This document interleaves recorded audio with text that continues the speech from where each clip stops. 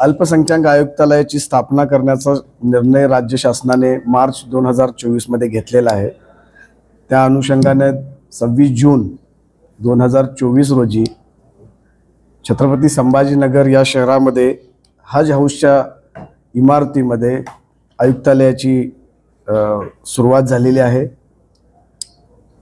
राज्य शासनाने आयुक्त पदाचा अतिरिक्त कार्यभार माझ्याकडे सोपवला आहे आणि त्याप्रमाणे राज्यामध्ये सर्व राज्यामध्ये शासनाच्या धोरणानुसार प्रत्येक जिल्हाधिकारी कार्यालयामध्ये अल्पसंख्याक कक्षाची स्थापना करणे हे पहिलं काम असेल।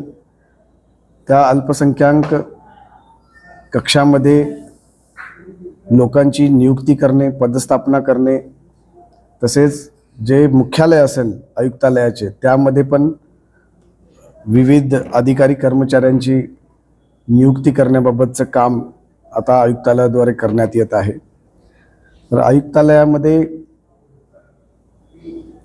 मुख्यालयाच्या कार्यालयामध्ये एकूण 36 अधिकारी कर्मचाऱ्यांचे म्हणजे स्टाफिंग पॅटर्न आकृतीबंध सँक्शन केलेला आहे आणि 85 स्टाफ हा पूर्ण राज्यामध्ये वेगवेगळ्या अल्पसंख्याक कक्षामध्ये नियुक्त करण्याबाबतचा आकृतीबंध मान्य झालेला आहे। तर कोणतेही पद भरती करताना रिक्रुटमेंट रूल्स तयार करणं गरजेचं आहे। तर प्रत्येक पदाचं रिक्रुटमेंट रूल्स करायची पण प्रक्रिया शासन स्तरावर चालू आहे आणि त्या प्रक्रियेसाठी काय एका दिवसात होत नाही, कारण हे शासकीय कर्मचारी असल्यामुळे प्रत्येक रिक्रुटमेंट रूल्सला मान्य राज्यपालांच्या पर्यंत मान्यता घ्यावी लागते आणि मग जे कोणी कॉम्पिटंट अथॉरिटी असेल, जसं आता क्लेरिकल ग्रेडची पदं भरायची असतील तर आपल्याला MPSCला रिक्विजिशन पाठवावं लागतं। तर प्रत्येक पदाची ही RR फ्रेम्स होतील आणि त्याप्रमाणे पदभरती होईल। पण जोपर्यंत नियमित पदभरती होणार नाही तोपर्यंत शासनानं एक शासन निर्णय निर्गमित करून असा निर्णय घेतलेला आहे की जोपर्यंत रेग्युलर भरती होत नाही तोपर्यंत प्रतिनियुक्ती म्हणजे आपण डेप्युटेशनने म्हणतो, दुसऱ्या विभागामध्ये काम करणारे जे अधिकारी असतील त्यांना काही कालावधी करता इथं प्रतिनियुक्तीवर त्यांची अपॉइंटमेंट करणे आणि ती आपण ॲडव्हर्टाइजमेंटसाठी प्रोसेससाठी आपण सामान्य प्रशासन विभागाला प्रस्ताव पाठवलेला आहे आणि पूर्ण नियमातील धोरणातील तरतुदीनुसार ती प्रक्रियाही चालू झालेली आहे। आणि जोपर्यंत प्रतिनियुक्तीनं अधिकारी मिळत नाही तोपर्यंत बाह्य स्रोत म्हणजे आउटसोर्सिंगद्वारे पद भरतीची पण आपण इन्स्ट्रक्शन दिलेले आहे, तर GR मध्येच आपण नमूद केलेलं आहे। आता आउटसोर्सिंग पर्यंत पण जोपर्यंत स्टाफ मिळत नाही तोपर्यंत प्रत्येक अल्पसंख्याक कक्षामध्ये जे काही जिल्हाधिकारी कार्यालयामध्ये उपलब्ध स्टाफ आहे त्यांच्याकडे अतिरिक्त कार्यभार देऊन म्हणजे ॲडिशनल चार्ज देऊन आपण हे अल्पसंख्याक कक्ष कार्यान्वित करण्याबाबतचे निर्देश मी सर्व जिल्हा नियोजन अधिकारी तथा जिल्हा अल्पसंख्याक अधिकाऱ्यांना जवळपास 1 महिन्यापूर्वी दिले होते। त्यांना डायरेक्शन दिले होते की 10 दिवसामध्ये प्रत्येक जिल्हाधिकारी कार्यालयामध्ये अल्पसंख्याक कक्षाची निर्मिती करून त्याचा अनुपालन अहवाल आयुक्तालयाकडे सादर करण्यासाठी आपण निर्देश दिले होते।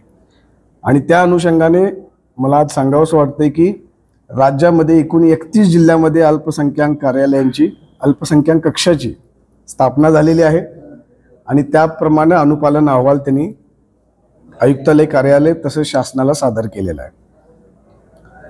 आणि आता आयुक्तालयाचं मेन मुख्य जे कामकाज असणार आहे ते राज्य शासनाच्या अल्पसंख्याक विभागाद्वारे राज्यस्तरीय ज्या काही योजना आहेत अल्पसंख्याकाच्या उन्नतीसाठी, आर्थिक, सामाजिक, शैक्षणिक उन्नतीसाठी राज्य शासन जेवढ्या योजना राबवलं त्या सर्व योजनांची क्षेत्रीय स्तरावर कार्यक्षमरित्या अंमलबजावणी करण्याचं काम हे आयुक्तालयाचं असणार आहे। आजपर्यंत क्षेत्रीय यंत्रणा नसल्यामुळे या योजनांचे अंमलबजावणी आपण जिल्हाधिकारी कार्यालयातर्फे करत होतो आणि त्यामुळं स्वतःची विभागाची अशी यंत्रणा नसल्यामुळे या अंमलबजावणीमध्ये बऱ्याच मर्यादा येत होत्या। आपल्याला असं आढळून येत होतं की जेवढा अर्थसंकल्पीय तरतूद राज्य शासनाद्वारे केली जात होती शैक्षणिक योजनासाठी किंवा आर्थिक उन्नतीसाठी जेवढ्या काही योजना होत्या त्यामध्ये खर्च होत नव्हता। म्हणजे आपलं दरवर्षीचा ऑन अन ॲव्हरेज 60% बजेट खर्च होत होतं, बाकीचं खर्च हे लॅप्स होत होतं बजेट. आता अल्पसंख्याक आयुक्तालयाची स्थापना झाल्यामुळे या सर्व योजना आता आयुक्तालयामार्फत राबवण्यात येतील आणि आयुक्तालयाचा आणि क्षेत्रीय जे अल्पसंख्याक कक्ष जिल्हा स्तरावर आहे त्यांचा हा प्रयत्न राहील की ह्या योजनांचा लाभ शेवटच्या अल्पसंख्याक लाभार्थ्यापर्यंत जाईल. 75 विद्यार्थी अर्ज 41 विद्यार्थ्यांचे अर्ज आलेले आहेत. कारण त्यांचं 2 सेशनमध्ये अकॅडमिक वर्ष चालू होतं, एक सप्टेंबरमध्ये आणि दुसरं जानेवारीमध्ये फॉरेन एज्युकेशनचं. तर आपल्याला ती प्रक्रिया आपल्याला तातडीने चालू करायची असल्यामुळे हे सगळं फायनल झाल्यानंतर आपल्याला फार कमी वेळ मिळाला. त्यामध्ये आपण जाहिरात दिली आणि त्या जाहिरातीला प्रतिसाद म्हणून जवळपास 40 विद्यार्थ्यांचे अर्ज आपल्याकडे प्राप्त झालेले आहेत. म्हणजे हे post graduate courses, post graduate diploma courses किंवा PhD कोर्सेस, डॉक्टरेट कोर्सेस.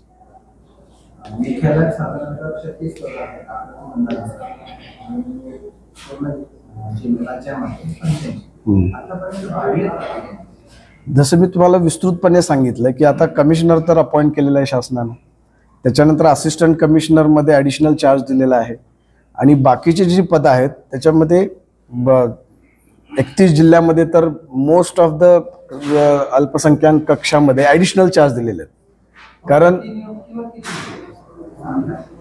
प्रतिनियुक्तीवर अजून तो प्रस्ताव आपण JD सादर केलेला आहे. मग त्याच्या प्रतिनियुक्तीचं पण धोरण आहे, त्याच्यामध्ये आपण जाहिरात देतो, जाहिरात देऊन आपण अधिकाऱ्यांचे अर्ज मागवतो आणि मग त्याच्यावर आपण निर्णय घेतो. तर त्या प्रोसेससाठी आपण थोडा कालावधी लागतो. त्यामुळं प्रत्येक जिल्ह्यामध्ये जे काही एक्झिस्टिंग स्टाफ, कारण जिल्हाधिकाऱ्याकडे ऑफिसमध्ये म्हणजे जवळपास 90% कार्यालयामध्ये जिल्हा नियोजन अधिकारी हेच अल्पसंख्याकांची योजना राबवित होते. यापूर्वी काही ठिकाणी RDC काम करत होते, काही ठिकाणी उपजिल्हाधिकारी, सामान्य प्रशासन विभाग, म्हणजे प्रत्येक जिल्ह्यामध्ये वेगवेगळी यंत्रणा होती. आता ती सगळी यंत्रणा आपण स्ट्रीमलाईन केलेली आहे आणि प्रत्येक जिल्ह्यामध्ये एक अल्पसंख्याक कक्ष निर्माण झालेलं आहे आणि त्याच्यामध्ये जे जिल्हा नियोजन अधिकाऱ्यांच्या खाली, नियंत्रणाखाली जो स्टाफ काम करत होता तिथंच आता आपण त्यांना ॲडिशनल चार्ज, पण आता ते कक्ष फंक्शनल झालेलं आहे. म्हणजे मी तुम्हाला पहिलं सांगितलं रेग्युलर भरती हा एक पर्याय, त्याला रिक्रुटमेंट रूल्स फ्रेम व्हावे लागतात, तोपर्यंत रेग्युलर भरती आपण करू शकत नाही. ते न झाल्यामुळे आपण प्रतिनियुक्ती हा दुसरा ऑप्शन आहे आणि इमिडिएट चालू करायसाठी ॲडिशनल चार्ज म्हणजे एक्झिस्टिंग.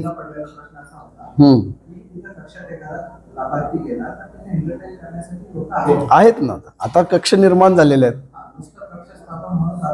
नाही नाही नाही नाही, तिथं तुम्हाला प्रत्येक ह्याला एक चार्ज जाता. जसा मला चार्ज, मी डेप्युटी सेक्रेटरी आहे पण मला आयुक्ताचा चार्ज दिल्यावर मी येऊन इथं काम करतो, तसंच ॲडिशनल चार्ज दिल्यानंतर आता त्यात काही असतं का, सपोज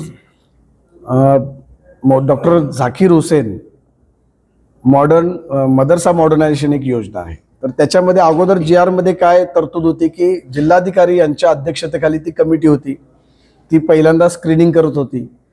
मग आता आपल्याला काय करावं लागेल, ते आता जिल्हा अल्पसंख्याक अधिकाऱ्याच्या अध्यक्षतेखाली कमिटी करावं लागेल. मग त्याच्यामध्ये त्या GR मध्ये धोरणात्मक चेंजेस करावे लागतील.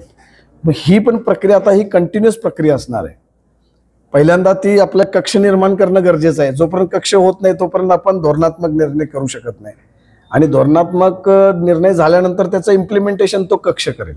So it is a continuous process आणि ते होतंय. आपण एकदम टाइम बाउंड ह्याच्यामध्ये आपण त्याचं दररोज आपण त्याचा आढावा घेतो. आमची एक डेडिकेटेड टीम मंत्रालयातून काम करते, आयुक्तालयामधूनही काम करते आणि येणाऱ्या काही काळामध्ये आपल्याला पूर्ण क्षमतेमध्ये आयुक्तालयामध्ये पण स्टाफ मिळेल.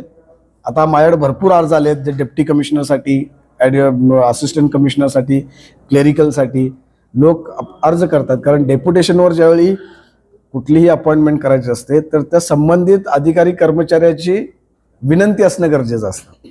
डायरेक्ट डेप्युटेशनवर कोणी पाठवू शकत नाही. जसं बदलीनं शासनाला अधिकार आहेत बदलीनं कुठेही पाठवायला, पण प्रतिनियुक्तीनं पाठवायला शासनाला अधिकार नाही. त्या संबंधित अधिकाऱ्याची विनंती आली पाहिजे की मला इथं प्रतिनियुक्तीनं जायचं आणि त्या विनंतीचं मग फॉलोइंग ड्यू प्रोसेस विचार करून आपण त्याच्यावर निर्णय घेतो. सर सांगितलं की अल्पसंख्याक विभागाचा पैसा खर्च होत नाही, परंतु बदरसा आधुनिकीकरणासाठी जी आपण मागच्या 2 वर्षापूर्वी ऍड दिली होती त्याचा 1 रुपया अद्याप घेतलेला नाही. ते 122 प्रस्ताव आपल्याकडे पडून आहेत आणि आपल्या विभागानं सांगितलं की आमच्याकडे याच्यासाठी निधीच नाही. यावर्षी पुन्हा तुम्ही जाहिरात काढली त्याची. नाही, त्या योजनेचं स्वरूप असं होतं की 2 गोष्टी आहेत. आपल्याला हे समजणं गरजेचं आहे की अनुदानित शाळा आणि मदरसा मॉडर्नायझेशनची स्कीम आहे, ह्याच्यामध्ये जो मागेल त्याला आपण द्यायची तरतूद आहे. मदरसा मॉडर्नायझेशनचं स्कीमचं डिझाईन असं केलेलं आहे की इट इज नॉट कंपल्सरी किंवा त्याला अनुदान मिळालं म्हणजे दरवर्षी त्याला न काही अर्ज करता मिळतं असं नाही. दरवर्षी नाही. त्याच्यानंतर मी तुमच्या उत्तरावर येतो की आता कसं होतं की जी ओरिजिनल योजना होती ती त्या योजनेमध्ये 200 मदरस्यांना दरवर्षी द्यायचं अशी आपण काय प्रोजेक्ट केलं होतं, प्रोजेक्शन होतं की 200. पण 4 वर्षापूर्वी बघितलं तर त्यातले म्हणजे तरतूद शिल्लक राहत होती. 2 वर्षापूर्वी जर बघितलं तर त्या हेड खाली at the end of year तरतूद शिल्लक राहतो. पण गेल्या वर्षी इतक्या मदरसाने अप्लाय केलं की आपल्याला काही जिल्ह्यांच्या प्रस्तावांना फंड शेवटच्या ह्याच्यामध्ये उपलब्ध राहू शकला नाही. पण त्याबद्दल माननीय मंत्रिमंडळाचा निर्णय झालेला आहे, शासन निर्णय निर्गमित झालेला आहे आणि त्याचं मुख्यालय देखील छत्रपती संभाजीनगर येथे स्थापन करण्याचा निर्णय घेण्यात आलेला आहे. या संस्थेच्या स्थापनेसाठी प्रधानमंत्री जनविकास कार्यक्रम जो गव्हर्नमेंट ऑफ इंडियाचा कार्यक्रम आहे त्या अंतर्गत जवळपास 125 कोटीचा प्रस्ताव आपण केंद्र शासनाकडे एक कन्सेप्ट नोट पाठवलेली आहे आणि विभागाचा हा प्रयत्न राहील की केंद्र शासनाच्या आर्थिक सहाय्याच्या माध्यमातून छत्रपती संभाजीनगर या शहरामध्ये एक residential minorities research and training institute ज्याला आपण मार्टी असं संबोधतो याची पण निर्मिती लवकरच करण्याचा प्रयत्न राहील. त्याबरोबरच आयुक्तालय तसेच वक्फ बोर्ड यासाठी प्रशासकीय इमारत अजून आपल्याला इथे मिळालेली नव्हती, तर त्या संदर्भात आमखास मैदानच्या आसपास जमीन आपण आयडेंटिफाय करत आहोत आणि तिथं एक प्रशस्त आयुक्तालय आणि वक्फ बोर्ड याची प्रशासकीय इमारत बांधण्याचा प्रस्ताव देखील सध्या विचाराधीन आहे. आता या आयुक्तालयाच्या माध्यमातून जसं स्कॉलरशिप्स असतील, आपण काही प्रोफेशनल कोर्सेस आहेत, प्रोफेशनल कोर्सेससाठी शासनाकडून अगोदर 25,000 एवढी स्कॉलरशिप देण्यात येत होती, पण त्याचं आता वाढवून 50,000 एवढं आपण त्याचं स्कॉलरशिपची मर्यादा केलेली आहे. त्याबरोबरच जे नॉन प्रोफेशनल कोर्सेस आहेत त्यांना 5,000 रुपये असं आपण स्कॉलरशिप देतो. आता या स्कॉलरशिप देण्याच्या जी प्रोसेस आहे ते पण स्ट्रीमलाईन करण्याचं, इफेक्टिव्हली राबवण्याचा प्रयत्न हा आयुक्तालयामार्फत करण्यात येईल. तसेच आपण राज्य शासनाने यावर्षी परदेशी शिष्यवृत्ती जे विद्यार्थी जगभरामधील टॉप 200 QS रँकिंग असलेल्या विद्यापीठामध्ये ज्यांचं ॲडमिशन होईल, ज्यांना ऑफर लेटर मिळेल, अशा विद्यार्थ्यांना दरवर्षी जवळपास 40 लाख रुपये प्रति विद्यार्थी प्रतिवर्ष एवढी परदेशी शिष्यवृत्ती देण्याचा निर्णय घेण्यात आलेला आहे. त्याबाबत GR आता निर्गमित केलेले आहेत.